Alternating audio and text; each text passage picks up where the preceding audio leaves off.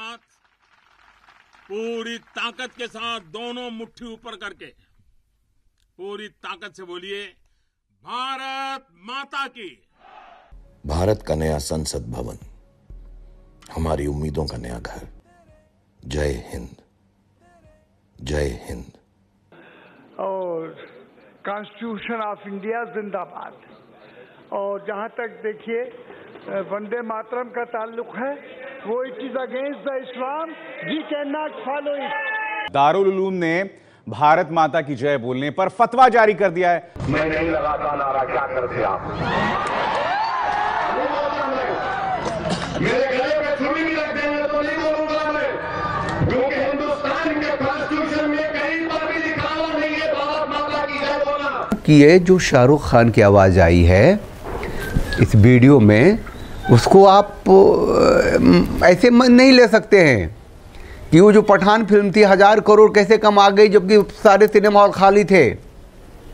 ये नैरेटिव है, क्योंकि वो उनका जो बेटा था आर्यन खान और वानखेड़े साहब जो NSA का जोनल डायरेक्टर था उस समय महाराष्ट्र का, वो हीरो हो गया था देश का। और उसके विरोध में आने वाले नवाब मलिक से लेकर के जो तत्कालीन शिवसेना की सरकार थी, उद्धव की सरकार थी, उसके जो गृह मंत्री थे, सब जेल गए, अभी भी हैं।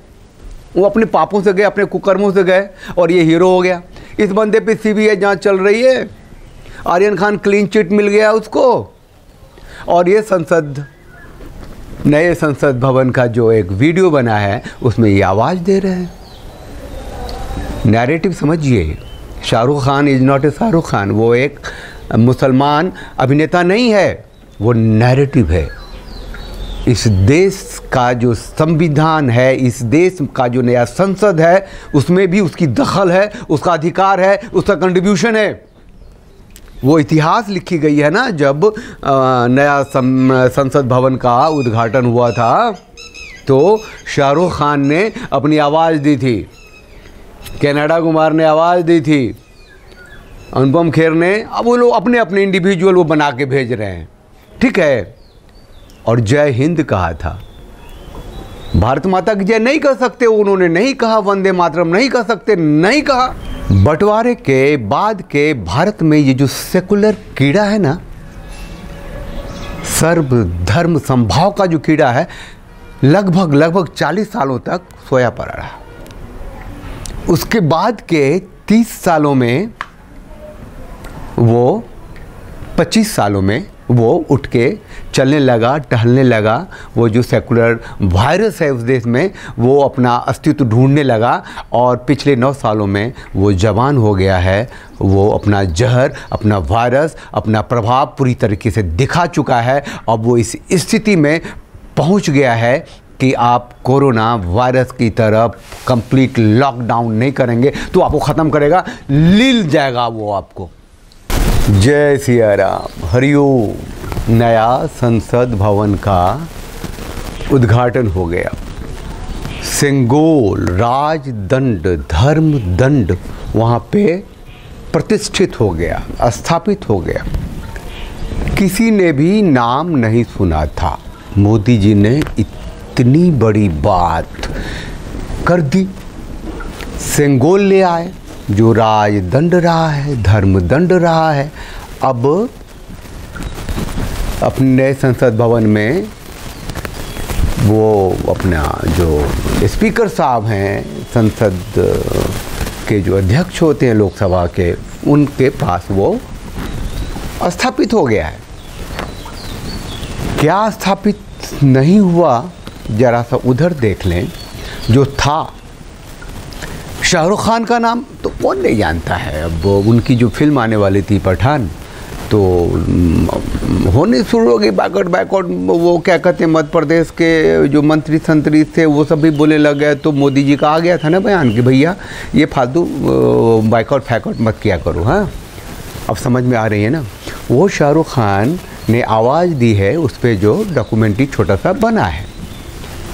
आवाज़ दी है तो कोई बड़ी बात नहीं है। अब पता चल रहा है कि मोदी जी कोई मामूली इंसान तो है नहीं, महामानव है, दूर की सोचते हैं। अब जो तृप्तिकरण की शुरुआत हुई होगी तो ऐसा तो नहीं है कि अचानक से हो गई होगी। तो शाहरुख खान की आवाज़ जो संसद पे जो उनका जो तस्वीर आई है, जो वीडियो उसमें जो है, वो एक बड़ा फैक्टर है ना। लेकिन मैं तो कुछ और कहने वाला हूँ। आवाज़ जो अपने अपने वीडियो आप बनाइए, जो बेस्ट होगा उसे प्रधानमंत्री भी उसे रीट्वीट करेंगे। अक्षय कुमार ने, कनाडा कुमार ने बनाया है, अनुपम खेर ने बनाया है, और भी बहुत सारे बना रहे होंगे, वो विजुअल हैं। आपको तो मैं सिर्फ सुना रहा हूँ, एक चीज़ बता रहा हूँ, कैसे गायब हुआ है भारत माता की जय, वंदे मातरम। नैरेटिव पर ध्यान दीजिए। संसद, नए संसद भवन में से भारत माता की जय, जो उसका जो वीडियो बना है उसमें नहीं है, वंदे मातरम नहीं है, जय हिंद है। शाहरुख खान ने कहा जय हिंद। हाँ भाई, जय हिंद कहने में कोई एतराज़ थोड़ी है किसी को। एतराज़ तो भारत माता की जय कहने में है, एतराज़ तो वंदे मातरम कहने में है। अनुपम खेर ने भी जय हिंद कहा है, कनाडा कुमार ने भी जय हिंद कहा है, जय भारत जो रहा है एक जगह। ठीक, तो ये कोई अचानक तो हुई बात नहीं लगती है, ये सोची समझी बात लगती है। हम सब ने देखा है ना, वो जो मौलाना वर्क साहब जब वंदे मातरम का गीत हुआ संसद में तो उठ के चले गए। जब उन्होंने शपथ ली तो कहा कि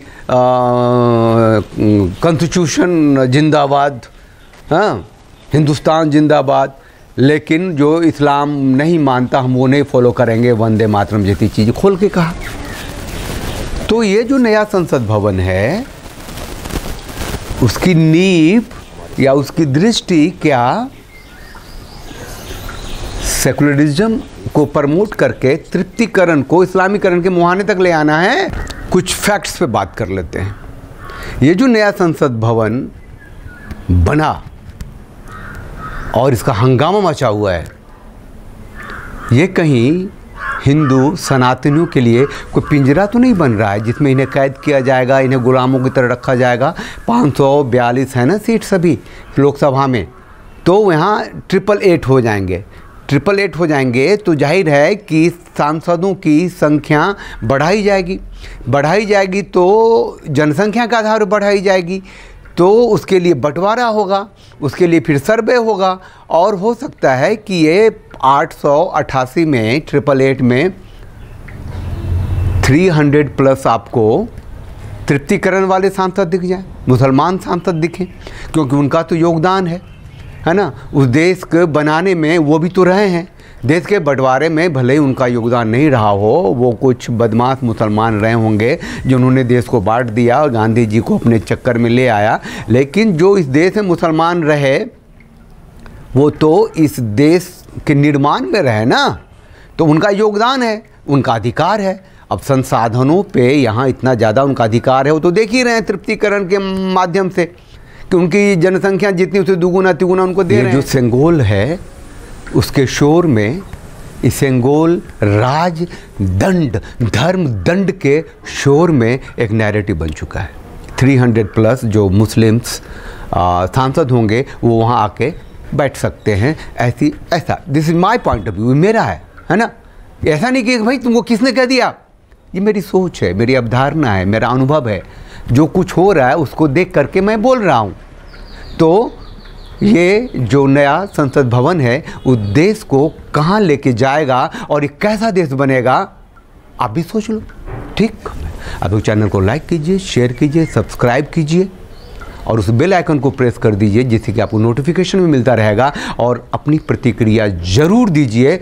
और समझिए, आप अगर लाइक करेंगे, आप अगर शेयर करेंगे, अपनी प्रतिक्रिया लिखेंगे तो गूगल बाबा जो हैं इस वीडियो को ज़्यादा दूर तक पहुंचाएंगे।